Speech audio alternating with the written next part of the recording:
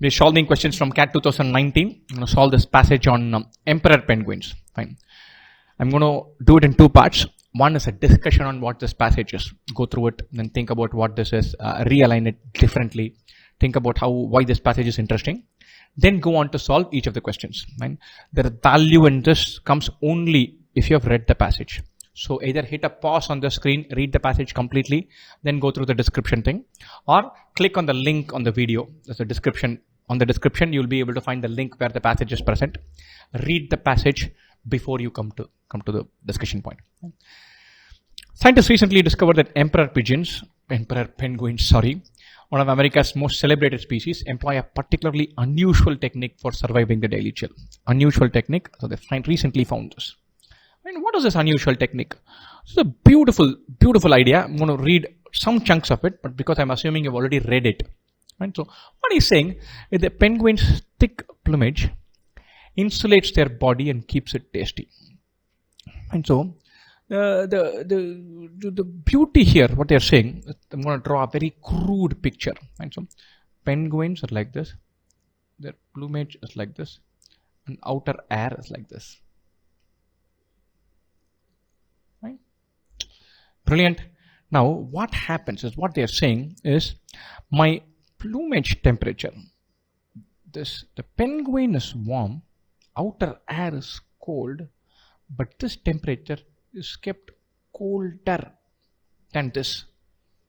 They have a mechanism by which they say there are two layers to me. There is my inner layer, which is my body, right? And then an outer layer, which is my plumage, and then beyond this is the wider world, where there is a wind blowing at 0.32 degrees Fahrenheit. And what we do here is we keep this colder than my body, not just colder than my body, colder than even the outer air. And so, because my body is processing something, I lose heat. That is inevitable. When you process something, you lose heat. That is all right. But I'm not losing heat to the outside because I am actually colder than the outside. So I get some amount of heat back in. And I'm going to dive deeper into this. We've seen one vague diagrammatical representation. Average air temperature was 0.32 degrees Fahrenheit. The majority of the plumage covering the penguin's bodies was even colder. It's a very crucial phrase. The penguin is taking effort to maintain its boundaries colder than the external point. At minus 1.84, minus 7.24, minus 9.76. Entire outer surface except the eyes are kept colder. And so wonderful idea. And so the warmest body part is 1.76. The body is warmer. Outer air is cool. But the layer is colder. Why is it kept colder? So what was the amount of heat lost?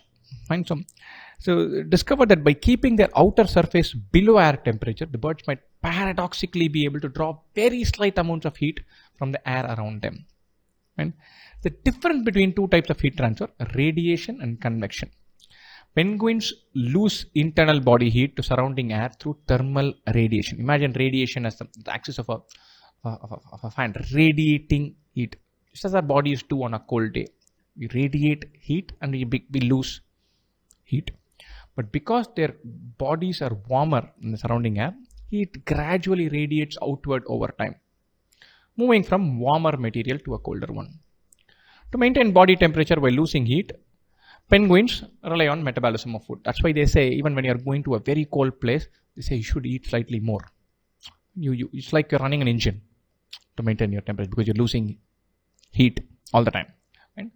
The penguins, so they do whatever happens to us when we go to the Himalayas or to go to a hill station, to go to Nainital or Mussoorie, is you lose and then you keep eating, therefore you keep the engine going. That happens for the penguins as well. This is radiation. But they have an additional strategy. Since their outer plumage is colder, even colder than the air, then they might gain back a little of this heat through thermal convection. So the air moves in a little bit from outside to this place. Because this is colder than this, the temperature heat transfer is from the air to the plumage part. So it offsets somewhat. This artificial strategy of keeping the body warm but the outer layer cold is helping the penguin offset the radiation heat by having convection heat coming in from the outer air. And is this such a big deal? And is this such a big wide strategy? Is it such a big deal? That's a wonderful thing. You're automatically thinking, my entire body has to be structured as an inner hot warm layer and an outer cold layer. I'm doing all this. Is it meaningful? Let's check this out. This is the process being described as the cold Antarctic air circles around. It comes in, donates minute amounts of heat before going off even colder than how it came. Right? Most of this heat does not even make it all the way through the plumage and to the body. It has to come to the body. If it gets lost in this transit, there's no point. You're restructuring your whole body to get it. Right? But it could make a slight difference. So you're taking so much effort for it to make a slight difference. This is a very interesting point. The last paragraph, the last 4 lines are also very interesting. And so, at the very least, the method by which the penguin's plumage fixes kind of pilfers small, tiny amounts cancel out some of the heat that's radiating from it. So throughout we've been saying that you're dealing with 1%, 0.5%, very little. Right? And given the emperor's unusually demanding breeding cycle, every bit of warmth counts. Since penguins trek as far as 75 miles to the coast to breed, and male penguins don't eat anything during this period, conserving calories by giving up as little heat as possible is absolutely crucial. So maybe by doing all this fancy thing, you save 3 calories per day. That is crucial. So you trek 75 miles and you have an incubation period of 64 days. You don't eat much. So every calorie counts. So if you can pilfer 1 calorie by using all these elaborate plumage tactics, vis-a-vis making your outer body colder than the external temperature, do it because it matters. And the last paragraph is crucial because all this effort for so little, but that so little is very important. Right? Now let's move to the questions. The last sentence of paragraph 3, slightly warmer air and at a slightly colder temperature. Let's see this. Paragraph 3, slightly warmer air. Where do we see that? So let's see where the slightly warmer air comes.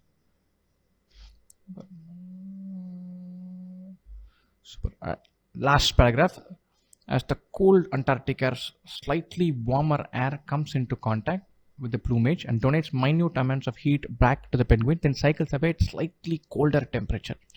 Warmer vis-a-vis what? Warmer vis-a-vis their plumage, because the plumage is kept at a colder temperature than the body. Slightly colder temperature. Colder than what?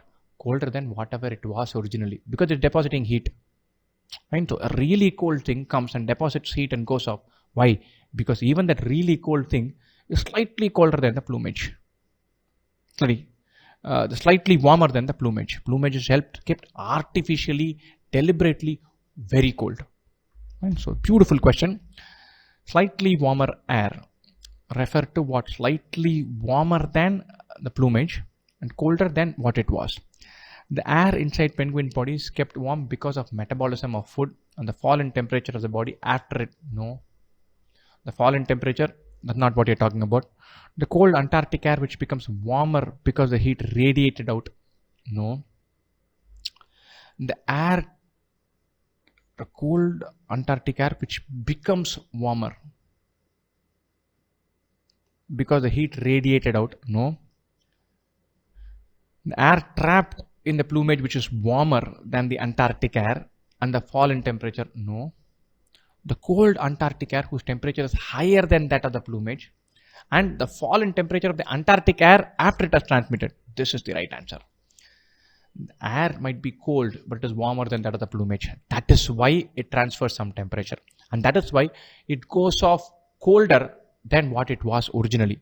So there's a fall in temperature from cold to very cold of the Antarctic air itself. Nothing to do with the penguin itself. So choice D is the correct answer. Which of the following best explains the purpose of the word paradoxically as used by the author. Let's see where he uses it before we jump onto this. Paradoxically is used here. Used a computer simulation to determine how much heat was lost or gained, and discovered that by keeping their outer surface below air temperature, the merge might paradoxically be able to draw very slight amounts of heat from the air around them. Wonderful. What is paradoxical about it? They keep the plumage cold to draw heat. Keeping their body colder helps penguins keep their plumage warmer. Wrong. The exact opposite. The plumage colder could help penguins keep their bodies warmer. Body warmer. Keeping a part of their body colder helps penguins keep their bodies warmer. True. Part of the body that you're referring to is the plumage. Keeping the plumage colder helps the penguins keep their bodies warmer. That's the choice we're looking for. I'm anyway going to read C and D. Heat gained through radiation happens despite the heat lost through convection. It's the other way around. Anyway, this is not the right choice. That's not the paradox we're talking about. Heat lost through radiation happens despite the heat gained through convection. That's not the paradox what you're talking about. You keep a part of the body colder in order to keep the rest of the body warmer. That's the paradox. Keep it cold to keep it warm. Paradox. So choice B. All of the following, if true, would negate the findings of the study except. So let's read each of the choices. The penguins' plumage were made of a material that did not allow any heat transfer through convection or radiation. This would negate, because we are saying because the outer temperature is even though it is cold, it is warmer than the plumage, it drops minute amounts of heat into the system. So if the plumage were like an insulator, nothing happened through convection or radiation, then there's no point building this elaborate system of warm inside and cold in the plumage. So this would negate. The average air temperature recorded during the month of June 2008 in the area of study were minus 10 degrees Fahrenheit. Let's look at the numbers. I'm a numbers guy, but I don't remember these numbers. It were minus 10 instead of 0.32. This were minus 10. Then the plumage temperatures are anyway higher than that. Then that negates the entire hypothesis, saying the plumage is kept colder in order to make the body warmer. That's the hypothesis. So if the outside was minus 10, it is warmer. So this negates the whole hypothesis. The temperature of the plumage on the penguins' heads, chests, and backs were 1.84, 7.24, and 9.76. Outside is 0.32. The plumage is warmer than outside, and that again negates. The whole hypothesis is body warm, outside cold. Plumage colder than outside. That's a hypothesis. Now this won't work. This will be opposite to that. This will negate the finding. The average temperature of the feet of the penguins in the month of 2008 were 2.76 degrees Fahrenheit. Now this is 2.76. Outside is 0.32. This will not negate anything. This is warm. This is colder than outside. So this will hold everything inside. All we need to do is have a warm temperature, a cold temperature, and a colder temperature in between. That holds good here. So this does not negate anything. Answer choice is D. Which of the following can be responsible for emperor penguins losing body heat? Thermal. So let's do this. Food metabolism. Maybe yes. Think about it. Reproduction process. Definitely yes. Think about it. Plumage. No. That's helping them. And the plumage is creating a mechanism through which heat from outside can come in. Thermal convection is a process by which heat can expand. It's not losing body heat. Food metabolism creates a way of funding this loss of body heat. I am doing things that reduces body heat. So I need energy. Therefore, food metabolism comes in. Food metabolism is supplier to replace whatever energy you're losing by losing body heat. The answer is reproduction process. So food metabolism is providing the energy to offset the losing body heat. Reproduction process is the activity that results in losing body heat.